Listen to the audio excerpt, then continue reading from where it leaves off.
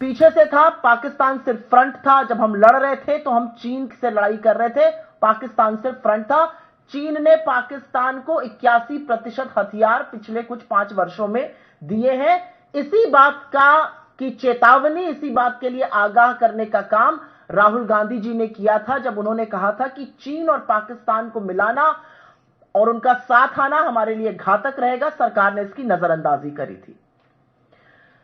तो जब सेना के उपाध्यक्ष यह कह रहे हैं कि चीन ने हमारे दुश्मन के साथ खड़े होने का काम किया, तो हमारे विदेश मंत्री ये क्या कर रहे हैं?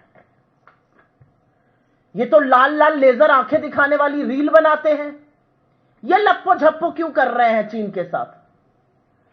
शी जिनपिंग के साथ ऐसे हाथ मिला रहे हैं, उपराष्ट्रपति के साथ ऐसे हाथ मिला रहे हैं मानो कोई बिछड़े दोस्त मिल गए हों। बिल्कुल मूक। और तो और तारीफ कर रहे हैं। अब सुन लीजिए उन्होंने क्या कहा है। 14 तारीख को कल उनकी मीटिंग हुई और उसके बाद उन्होंने कहा कि भारत चीन द्विपक्षीय संबंध पिछले अक्टूबर में जब प्रधानमंत्री मोदी और राष्ट्रपति शी जिनपिंग की कजान में मुलाकात हुई थी, उसके बाद से लगातार सुधर रहे हैं। ये जयशंकर जी किस दुनिया में रहकर बात कर रहे हैं?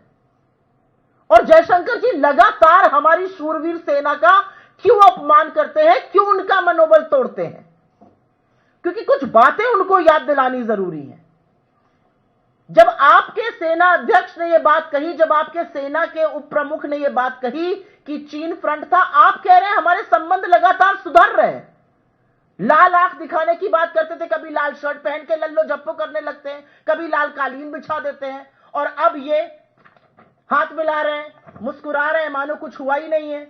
ये हो क्या रहा है?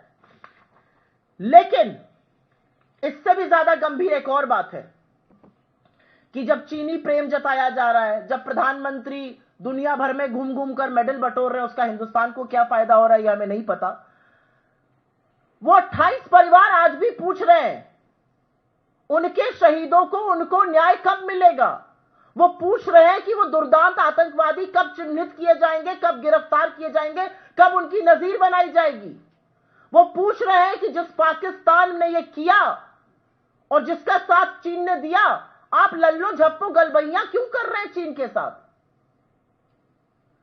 और इसी दौरान एक और सवाल उठता है कि ये दुर्दांत आतंकवादी 200 किलोमीटर हमारी सरहद के अंदर आते हैं, इनको सारे रास्ते पता है, ये सारी चीजें जानते हैं उसके इर्द गिर्द, और उसके बाद इस हमले के वो चुपचाप गायब हो जाते हैं, मानो जमीन निगल गई, आसमान खा गए, वो चले जाते हैं। उनको इस एरिया की इतनी जानकारी, उनको रूट्स, उनको मैप्स इतने अच्छे से कैसे पता है? और जिन देशद्रोहियों ने देश के खिलाफ जासूसी की, जिनको पकड़ा गया, उसके लिए सरकार ने क्या किया? और उनका बीजेपी से संबंध जग जाहिर है।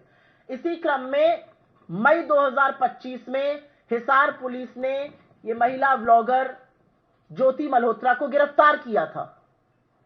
ये वही ब्लॉगर है जिनके चलते राष्ट्रीय सुरक्षा पर बड़ा खतरा मंडरा रहा है। ये वही ब्लॉगर है जो मीडिया रिपोर्टों से पता चलता है, और अभी मैंने आपको वीडियो दिखाया, वो अपने आप को हिसार बीजेपी का कह रही हैं, तमाम बीजेपी फंक्शन में शामिल होती हैं। ये वही महिला ब्लॉगर हैं जिनके पाकिस्तान हाई कमीशन में एहसान उर रहीम उर्फ दानिश से काफी अच्छे संबंध थे, वो उनका हैंडलर था। उन्हीं के चलते उन्होंने पाकिस्तान की यात्राएं करी।